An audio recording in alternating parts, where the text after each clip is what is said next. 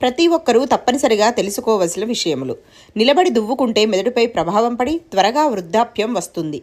భోజనం చివరిలో చాలామంది తమ చేతులను నాకుతారు. అలా చేస్తే అన్ని కష్టాలు వస్తాయి. భర్త బయటకు వెళ్ళిన తరువాత భార్య ఇంటిని ఊడవకూడదు. బట్టలను తలకిందులుగా మడత పెడితే ఇంటికి దరిద్రం పట్టుకుంటుంది. పూజ పూర్తి చేసిన తరువాత ఖచ్చితంగా ధూపం వేయాలి. అప్పుడే పూజా ఫలితం దక్కుతుంది.